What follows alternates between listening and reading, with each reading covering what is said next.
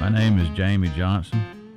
I bought my Epiphone J200 from Bailey Brothers Music Store in Montgomery, Alabama in 1995. I hadn't been home long after I went through Marine Corps boot camp in Parris Island that year. Had a little bit of money and I went down to Bailey Brothers and I played every guitar they had on the wall.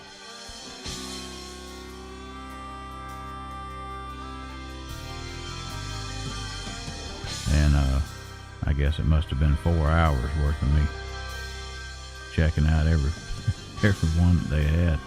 And I kept coming back to this one. It was unique and it just felt right. It felt good to me. It's got a deep V-shaped neck. And my thinking at the time was, if I get good enough playing that guitar with that deep V neck, there won't be another guitar out there that'll give me much trouble. This one, it was a pretty good workout to play. And but it just sounded so good too, especially with the big hollow body with the sound hole open. It sounded good in the room, but it also sounded good on the amps that I was playing it through at the time. And I thought, this guitar's got the best of both worlds. No matter what I wanted to do, it was capable. And the best part about it was affordable. I think I spent about $500 on that guitar. And I made most of that back.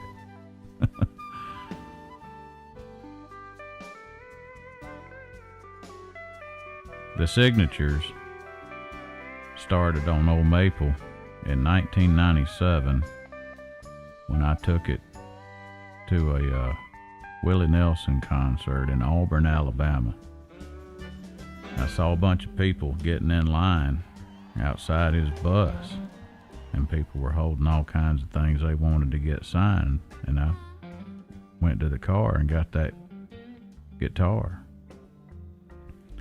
And I had Willie sign it on the side of it, not on the face like where all the signatures are today, but on the side, up top where I could see it.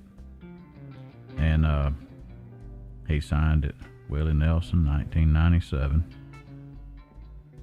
And over the years, that signature got worn off from putting it in the case and pulling it out of the case.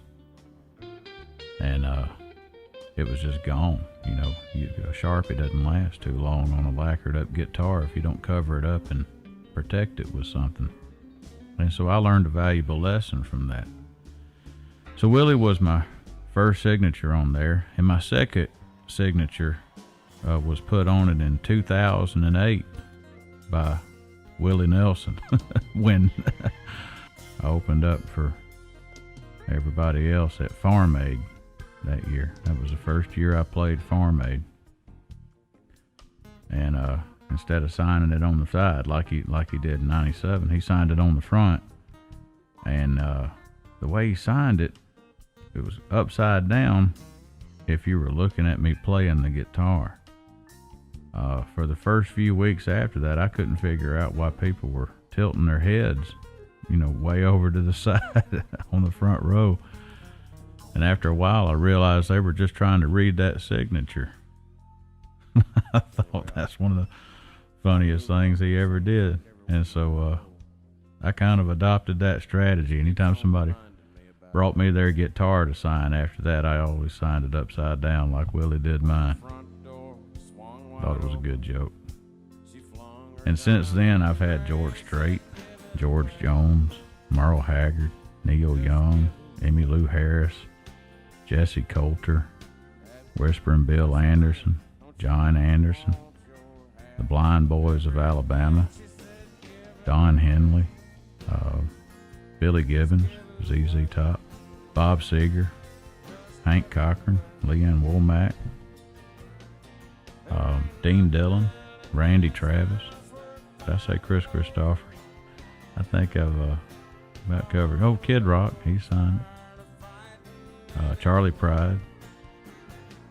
It's got a lot of signatures on it, and I'm proud of each and every one of them. These were people that mentored me in my music, even before I ever met them. Teddy Gentry, Randy Owen, Jeff Cook, Alabama. And there's a lot more to put on there. We just got to get some more lacquer and keep it covered up so that we keep the signatures on there after we get them. Over the years, I've done a lot of mechanical work on the guitar. I swapped out the original tuning pegs with Grovers, and the Grovers have held up really good over the years. And we also swapped out the bridge and the nut. I think the ones that came on there were maybe plastic, and the ones that are on there now are bone. And so the tone is better, and it just lasts longer, stays in tune better. I believe somewhere around 06 or 07, I had the neck refretted. Joe Glazer did all that work up in Nashville, and Epiphone has done a lot of that work over the years. The guys at Epiphone have really taken a liking to that guitar and have done some really good work. My old friend Will Jones works at Epiphone. In fact, they call him Dr. Epiphone. He's had that guitar in their shop a lot, doing trading out pickups and that sort of thing over the years. And so maybe a more appropriate name for the guitar might be Dolly, but I call her Ole Maple. And it was because when I was growing up, my dad had this guitar that was a maple guitar, a blonde maple. And I wrote a song about that guitar called Ole Maple Guitar.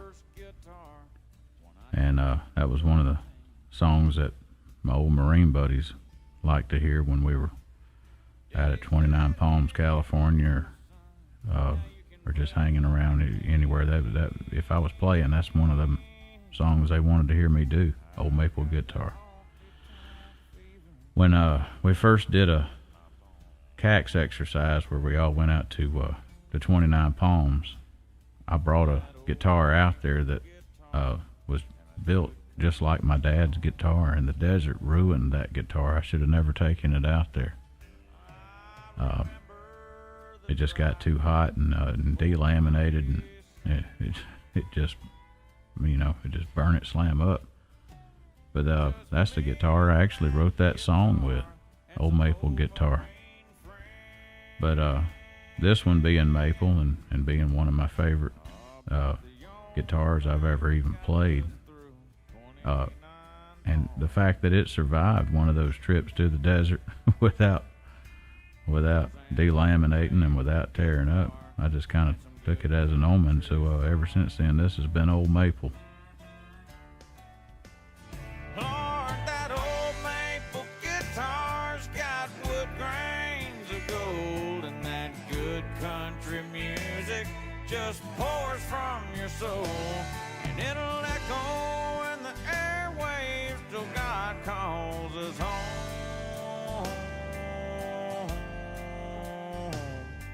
With an old maple guitar and a good country song.